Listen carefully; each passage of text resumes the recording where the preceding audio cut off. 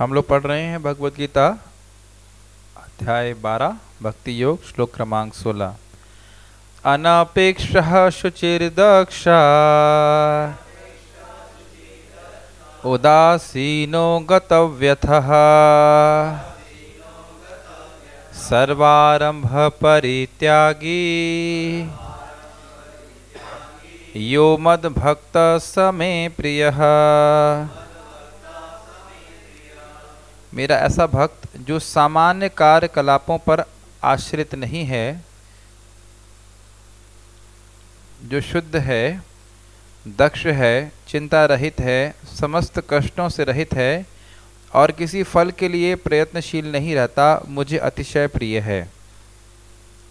तात्पर्य, भक्त को धन दिया जा सकता है, किंतु उसे धन अर्जित करने के लिए संघर्ष नहीं करना चाहिए। व्यक्ति धन अर्जित संघर्ष करने के लिए संघर्ष तब करता है जब उसे इंद्रिय तृप्ति चाहिए। भगवत सेवा के लिए भी धन अर्जित किया जाता है, धन मिलता है भक्त को, या भक्ति करने से भी स्वभावतः धन लोग देते हैं, लेकिन इसका अर्थ ये नहीं है कि भक्त लोग उसको अपनी इंद्रिय तृप्ति में इस्तेमाल करें। जैसे ही इंद्रिय तृप्ति होगी तो उसके लिए व्यक्ति संघर्ष करने लगेगा। इसलिए यहाँ बोल रहे हैं दान दे देते हैं लोग और भी बहुत सारी संपत्ति देते हैं, तो इसका अर्थ ये नहीं है कि वो उसको इंद्रिय तृप्ति के लिए लगाएगा। जैसे इंद्रिय तृप्ति के लिए लगाएगा फिर संघर्ष का कारण बन जाती है। भगवत कृपा से यदि उसे स्वयं धन की प्राप्ति हो तो वह उद्विग्न नहीं होता। जैसे कि आप सुदामा के केस में देखते हैं, भगवान ने दिया था, उसको उसने भगवान की सेवा में लगाया। स्वाभाविक है कि भक्त दिन भर में एक बार भी स्नान नहीं कर, क्या लिखा है इसमें, 2 बार स्नान करता है। कितने लोगों ने 2 बार स्नान किया? हाथ खड़ा कीजिए। 1 2 3 पेट खराब है इसलिए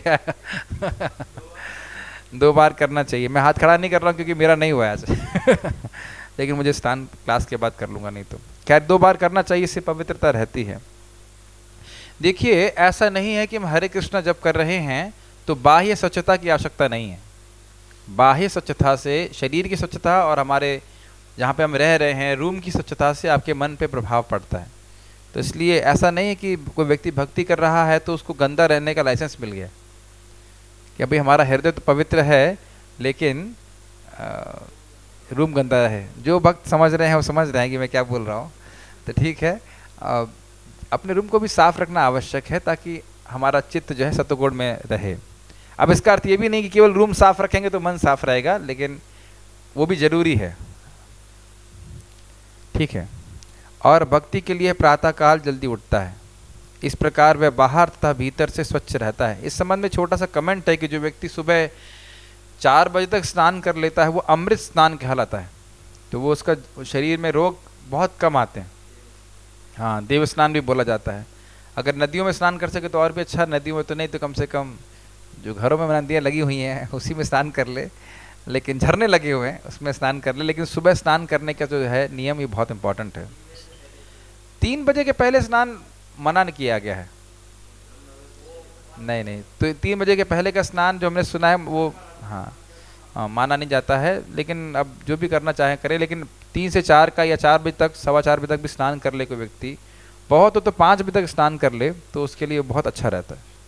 एक जगह महाभारत में भीष्म देव से पूछते हैं युधिष्ठिर महाराज की लोगों की उम्र क्यों कम हो रही है कलयुग में। तो एक कारण ये है कि लोग सूर्योदय के बाद उठते हैं तो उससे उनकी उम्र कम हो जाती है, बीमारियां आ जाती हैं।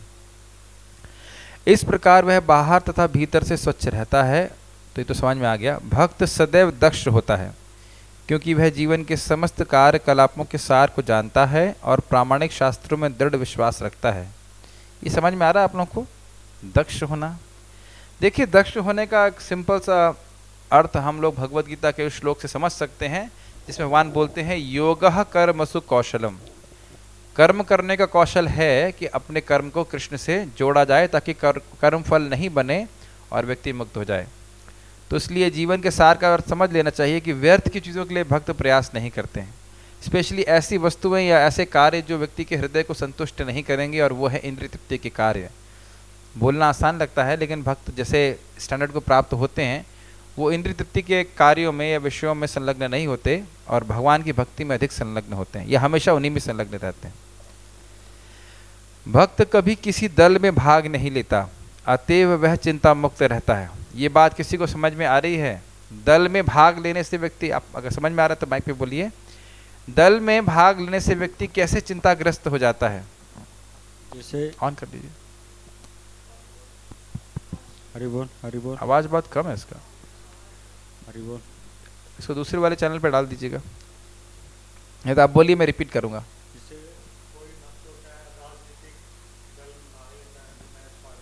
हाँ, कोई भक्त है राजनीतिक दल में भाग लेता है तो उससे उससे चिंता कैसे हो जाती है? उससे हो जाती है तो वो सोचता रहेगा भी इसकी गवर्नमेंट आनी चाहिए, उसकी गवर्नमेंट आनी चाहिए, दूसरी गवर्नमेंट आना चाहिए, तो है ही, लेकिन छोटे रूप में भी अगर कोई व्यक्ति दल इत्यादि में प्रवेश करता है तो वो सोचेगा कि वो दूसरे का दल जो है वो मेरा शत्रु है और हमारे दल वाले लोग शारीरिक लेवल पे आ जाएंगे, शारीरिक लेवल पे आ जाएगा। तो ये बहुत खतरनाक बात है, इसीलिए दल में भाग लेना नहीं चाहिए। व्यक्तिगत रूप से, राष्ट्रीय रूप से, सामाजिक रूप से लोग दल बना बनाकर एक दूसरे को दुश्मन और दोस्त के रूप में मानते हैं, और इस चीज़ को 7वें स्कंद में बोला गया है, ये माया का प्रभाव है। वस्तुतः सभी जीवात्माएं भगवान के अंश हैं, तो ये दलबाजी करने से व्यक्ति शारीरिक चेतना से ग्रसित हो जाता है और फिर चिंता से युक्त होता है। समस्त उपाधियों से मुक्त होने के कारण कभी व्यथित नहीं होता। वह जानता है कि इसका शरीर एक उपाधि है, अतएव शारीरिक कष्टों के आने पर वह मुक्त रहता है। देखिए, ये भी बात समझने वाली है। जैसे व्यक्ति भक्ति में आगे बढ़ता जाता है तो शरीर के कष्ट आते हैं, लेकिन वो देख रहा है कि ये शरीर के कष्ट हैं। बहुत सिंपल सी बात है, लेकिन लोग कितना परेशान हो जाते हैं। मान लीजिए एक दांत टूट गया, दांत टूट गया तो दांत टूट गया, किसका दांत टूट गया? शरीर का दांत टूट गया। लेकिन लोग सोचते रहते हैं अब इसको हम चिपकाएं, इसको डेकोरेशन करें, प्लास्टिक लगाएं या और कौन सा नए नए नकली दांत लगाएं, तो बहुत चिंता करते हैं। अभी एक व्यक्ति हैं तो उनका एक्सीडेंट हो गया था, तो एक्सीडेंट होते ही उनके सर पे कोई चोट आई तो तुरंत वो प्लास्टिक सर्जरी के लिए चले गए ताकि वो बड़े सुंदर दिखाई पड़ते रहे। सुंदर मतलब शरीर सुंदर दिखाई पड़ता रहे। तो हम ये देख सकते हैं कि लोग बड़े चिंतित होते हैं अपने शरीर में जरा सा भी कुछ काट छांट हो जाए तो। भक्त के जीवन में भी आता है ऐसे कष्ट, लेकिन वो क्योंकि अपने को शरीर से अलग समझ पाते हैं इसलिए वो उससे मुक्त रहते हैं। शुद्ध भक्त कभी भी ऐसी वस्तुओं के लिए प्रयास नहीं करता जो भक्ति के नियमों के प्रतिकूल हो। ये तो बहुत ऊंची डेफिनेशन हो गई, क्योंकि जो साधक होता है शुरुआत में वो हमेशा तो इस बात का पालन नहीं कर पाता। अब भक्ति के नियमों के प्रतिकूल हो अर्थात तो 6 नियम हैं, कौन से हैं वो? नहीं, 6 नियम जिससे भक्ति प्रतिकूल, क्या है वो देखो याद भी नहीं आ रहा हम लोग नहीं, प्रजल्प, अत्याहार प्रयासश्च प्रजल्पो नियमाग्रह जनसंगश्च लौल्यम च षड्भिर्भक्ति प्रसिद्धति विनंक्षति। तो विनाश करने वाले होते ही है, अधिक खाना या अधिक इकट्ठा करना, प्रजल्प करना, जनसंग करना और क्या है, प्रयास करना। ये सब जो 6 प्रकार के जो दोष हैं, इन दोषों को बढ़ाने वाली वस्तुओं का संग्रह भक्त को नहीं करना चाहिए। उदाहरणार्थ, किसी विशाल भवन को बनवाने में काफ़ी शक्ति लगती है, अतएव वह कभी ऐसे कार्य में हाथ नहीं लगाता जिससे उसकी भक्ति में प्रगति न होती हो। वह भगवान के लिए मंदिर का निर्माण करा सकता है और उसके लिए वह सभी प्रकार की चिंताएं उठा सकता है, लेकिन वह अपने परिवार वालों के लिए बड़ा सा मकान नहीं बनाता। कितना विपरीत है ना आजकल के समाज में। लोग अपने परिवार के लोग कितना मेहनत करते हैं, कितना एंजाइटी लेते हैं कि लिए बड़ा मकान बन जाए, बच्चे लोग खुश रहें, लेकिन भगवान का मंदिर बनाने के लिए कहाँ लोगों को इतनी चिंता या व्यग्रता रहती है। हाँ, बड़ा घर बनाएंगे तो उसमें मंदिर भी बहुत छोटा सा होगा जो मिनिमम स्पेस ग्रहण करे। हाँ, एक जगह, हाँ, सीढ़ी के नीचे या ऐसी जगह कहीं रहेगा, लेकिन वस्तुतः घर में मंदिर में घर होना चाहिए, घर में मंदिर नहीं होना चाहिए। एक गृहस्थ आश्रम में व्यक्ति कोई रह रहा है तो मंदिर इतना सुंदर होना चाहिए, उसकी भावना यही होनी चाहिए कि मैं भगवान के घर में रह रहा हूँ, न कि भगवान मेरे घर में रह रहे हैं। तो ये सब नहीं करते हैं। लेकिन आप ये भी देख रहे हैं कि इससे हम लोग प्रभुपाद जी के बारे में समझ पा रहे हैं। प्रभुपाद जी कितना कष्ट उठाए थे जुहू मंदिर बनाने के लिए, और ऐसे प्रभुपाद जी यहाँ पे देखिए राधा दामोदर में कितने छोटे से झोपड़पट्टी तो नहीं कह सकते, लेकिन बहुत छोटे से रूम में रह रहे थे। हाँ, 5 रुपये का किराया था उस समय महीने का। तो आप देख सकते हैं कितना गरीबी में रह रहे थे। तो वास्तविक रूप से भक्त की भावना ये रहती है कि बहुत सिंपल में हम लोग जी लें और भगवान के लिए बहुत अच्छी व्यवस्था हो। ये इंपॉर्टेंट है। ओह, समाप्त हो गया। दूसरा कुछ बोलना चाहते हैं यहाँ तक या कुछ? ठीक है, नेक्स्ट लोग देखते हैं। कुछ नहीं बोल, हाँ नहीं टीका नहीं लिया मैंने इसको। भगवद गीता 12वां अध्याय 17वां श्लोक। यो न रिष्यति न द्वेष्टि न शोचति न कांक्षति शुभाशुभ परित्यागी भक्तिमान यः स मे प्रियः। दाशरथी प्रभु पढ़िए, माइक दीजिए प्रभु जी को। कमेंट या कोई प्रश्न करना है तो कोई भी कर सकता है, लेकिन पढ़ने के लिए उनको हम बोलते हैं जो थोड़ा स्पष्ट पढ़ सकते हैं। जो ना कभी हर्षित होता है न शोक करता है, जो ना पछताता है न इच्छा करता है, तथा जो शुभ तथा अशुभ दोनों प्रकार की वस्तुओं का परित्याग कर देता है, ऐसा भक्त मुझे अत्यंत प्रिय है। तात्पर्य, शुद्ध भक्त भौतिक लाभ से न हर्षित होता है और न हानि से दुखी होता है। वह पुत्र या शिष्य की प्राप्ति के लिए न उत्सुक रहता है, न ही उसके मिलने पर दुखी होता है, ना ही उनके ना मिलने पर दुखी होता है। ये थोड़ा इंटरेस्टिंग है कि लोग, एक बार किसी व्यक्ति ने पूछा कि संतान प्राप्ति की इच्छा भौतिक है, तो क्या बोलेंगे आप? हाँ, सिंपल। शिष्य प्राप्ति के लिए उत्सुक होना, ऐसा क्या अर्थ है? ये बड़ा इंटरेस्टिंग लाइन है। प्रायः लोग सोचते हैं कि जब मुझे पैसे वाले शिष्य प्राप्त होंगे तो मुझे बहुत सुविधा प्राप्त होगी उनके द्वारा। सहज है। और साथ साथ शिष्य बनाने से व्यक्ति फेमस भी हो जाता है। कोई महान व्यक्ति, कोई बहुत पढ़ा लिखा व्यक्ति किसी का शिष्य है तो फिर वो गुरु जी भी बहुत फेमस हो जाएंगे। तो इन सब ऐसे शिष्य प्राप्त ना होने से उद्विग्न होना, अर्थात भौतिक इच्छा की व्याप्ति है उसके हृदय में। ठीक है। वह अपनी किसी प्रिय वस्तु के खो जाने पर उसके लिए पछताता नहीं। इसी प्रकार यदि उसे अभिषिप्त की प्राप्ति अभिप्सित मतलब जो प्राप्त होने वाली वस्तु है नहीं हो पाती तो वह दुखी नहीं होता। वह समस्त प्रकार के शुभ अशुभ तथा पाप कर्मों से सदैव परे रहता है। ये इंपॉर्टेंट है। देखिए, पाप कर्मों से तो भक्त परे रहता ही है, लेकिन शुभ कर्मों से परे रहता है, उसका अर्थ क्या है? क्योंकि शुभ कर्म भी जो है वो बंधन का कारण बनते हैं। हाँ, उसकी मति जो है शुभ और अशुभ कर्मों में नहीं होती है। देखिए, अशुभ कर्मों में नहीं होती है तो समझ में आ रहा है, लेकिन शुभ कर्मों का करने का कारण क्या है? लोग चाहते हैं आगे जाके उनकी स्वर्ग प्राप्ति हो, भोग मिले, तो इस कारण से वो उसमें भी अपनी मति नहीं रखता।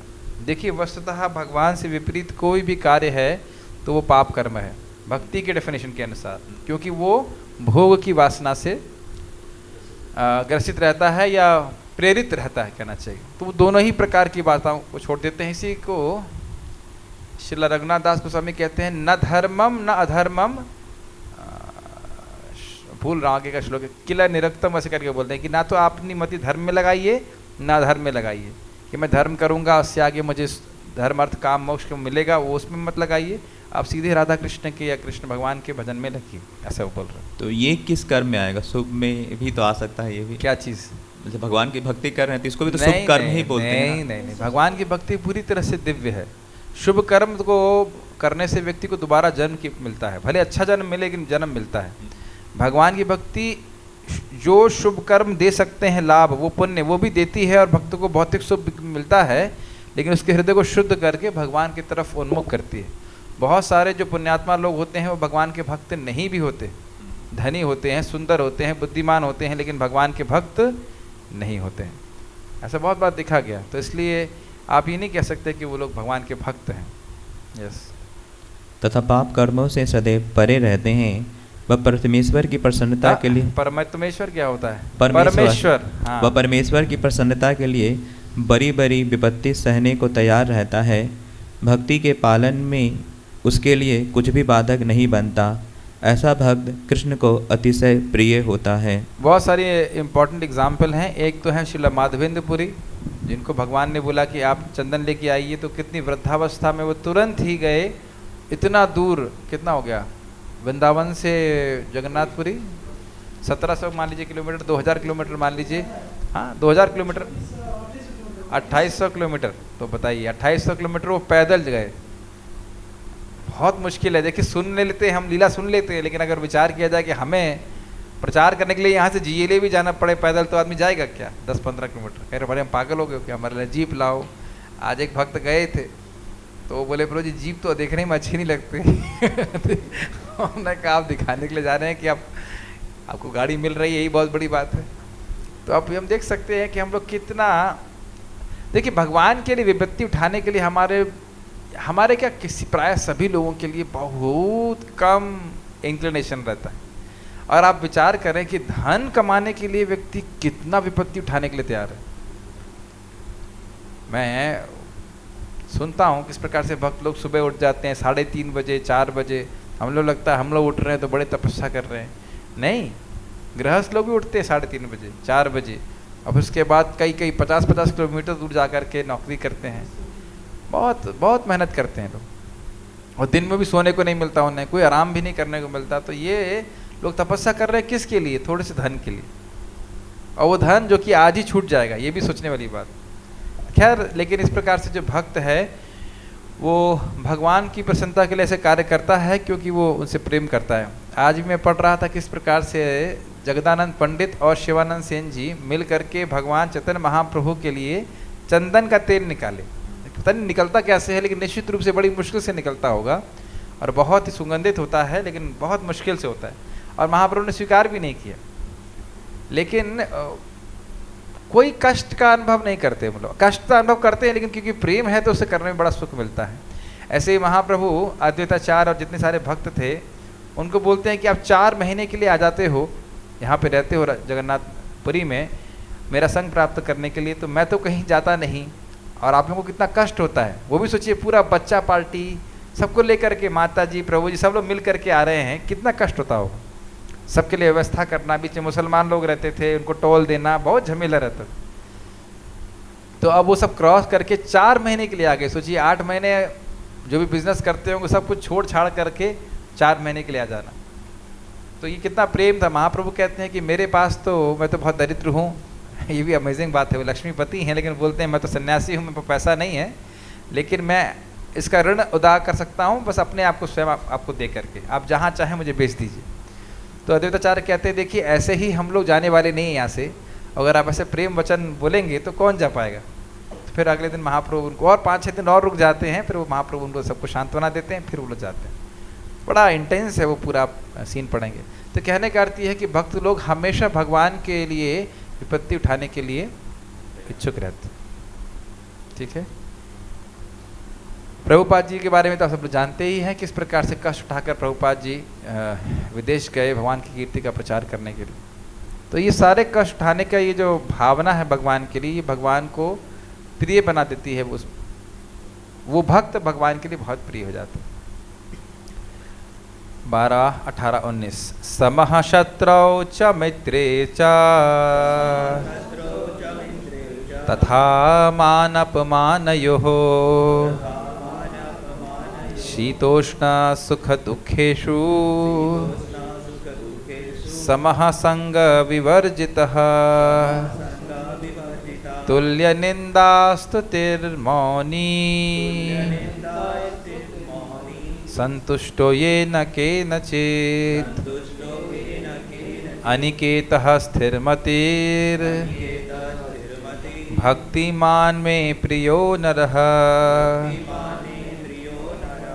जो मित्रों तथा शत्रुओं के लिए समान है, जो मान तथा अपमान, शीत तथा गर्मी, सुख तथा दुख, यश तथा अपयश में संभाव रखता है, जो दूषित संगति से सदैव मुक्त रहता है, जो सदैव मौन और किसी भी वस्तु से संतुष्ट रहता है, जो किसी प्रकार के घर बार की परवाह नहीं करता, जो ज्ञान में दृढ़ है और जो भक्ति में संलग्न है, ऐसा पुरुष मुझे अत्यंत प्रिय है।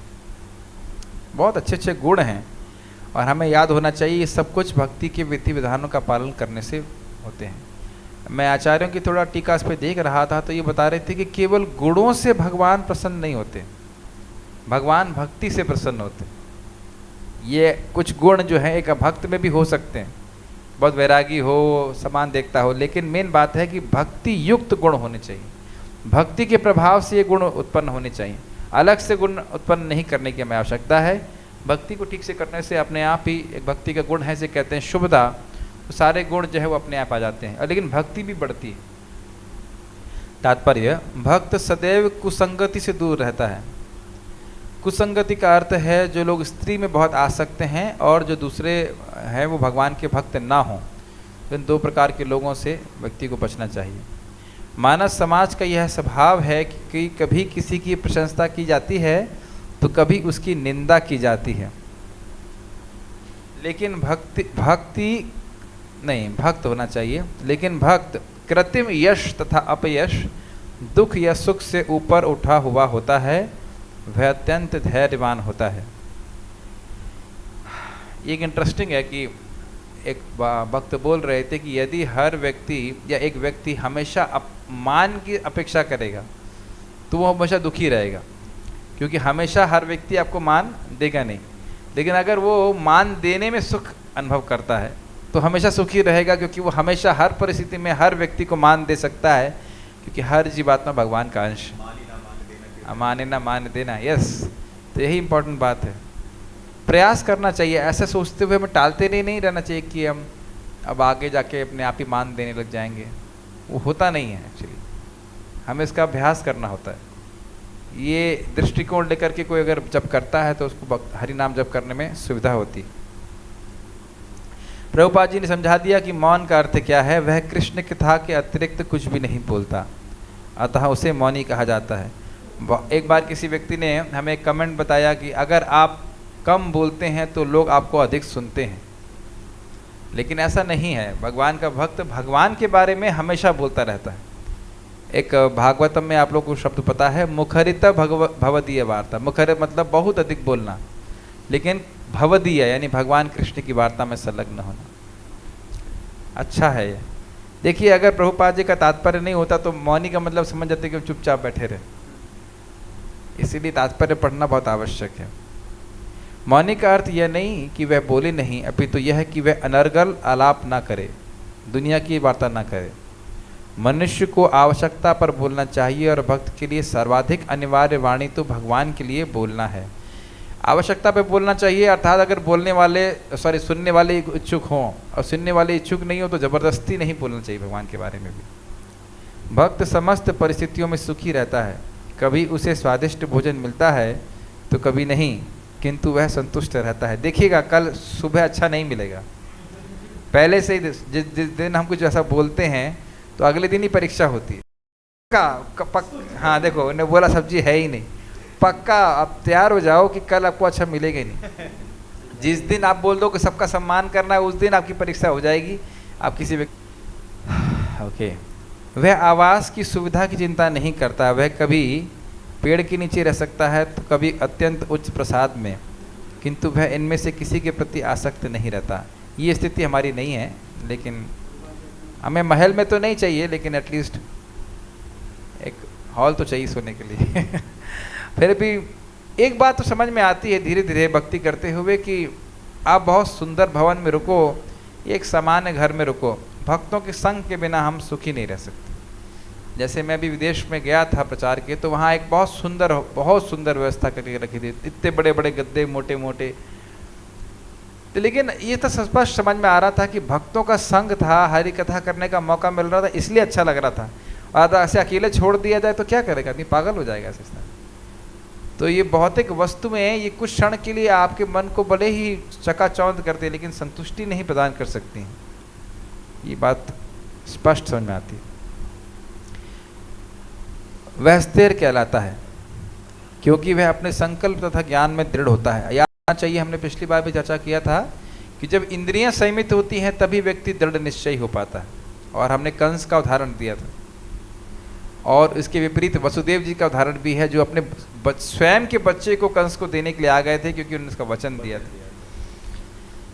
भले ही भक्त के लक्षणों की कुछ पुनरावृत्ति हुई हो, लेकिन यह इस बात पर बल देने के लिए है कि भक्त को ये सारे गुण अर्जित करने चाहिए। सद्गुणों के बिना कोई शुद्ध भक्त नहीं बन सकता। हरा व भक्तस्य कुतो महद गुणाः, जो भक्त नहीं है उसमें सद्गुण नहीं होता। क्यों नहीं होता है? अगर कोई भक्त नहीं है, ये बोला जाए तो बड़ी फैनेटिक सी बात लगेगी कि अरे भाई आप बोल रहे हो भक्त नहीं है तो कोई गुण ही नहीं होगा उसमें, क्योंकि गुण भक्ति से उत्पन्न होते हैं। ठीक है, और भी कारण है। इस पूरा श्लोक को बोला गया है हराव भक्तस्य कुतो महद्गुणा मनोरथे ना सति धावतो बही। आज वो बहुत अच्छा है आपके प्रति, लेकिन जैसे ही उसकी इंद्रिय तृप्ति में बाधा आएगी, उसका मन का रथ, उसका मन का भाव तुरंत विपरीत हो जाएगा और फिर वो आपके प्रति बहुत खराब बर्ताव करेगा। तो इसलिए एक भक्त ही ऐसे हैं जो किसी भी भौतिक परिस्थिति में अपने गुण को छोड़ते नहीं हैं, क्योंकि वो गुण परमानेंट होता है, वो भक्ति के प्रभाव से होता है, भौतिक कर्मों के अनुसार नहीं होता। जो भक्त नहीं है उसमें सद्गुण नहीं होता। जो भक्त कहलाना चाहता है उसे सद्गुणों का विकास करना चाहिए। यह अवश्य है कि उसे इन गुणों के लिए अलग से बाह्य प्रयास नहीं करना पड़ता, अपितु कृष्ण भावनामृत तथा भक्ति में संलग्न रहने के कारण उसमें ये गुण स्वतः ही विकसित हो जाते हैं। तो ये भक्ति का प्रोसेस ही है, क्योंकि भगवान की आत्मा के अंदर सारे गुण अपने आप ही निहित हैं, तो भक्ति करने से ये स्वयं प्रकट हो जाते हैं। कोई प्रश्न है यहाँ तक? Stop here. श्रीमद् भगवद गीता की जय, श्रील प्रभुपाद की जय।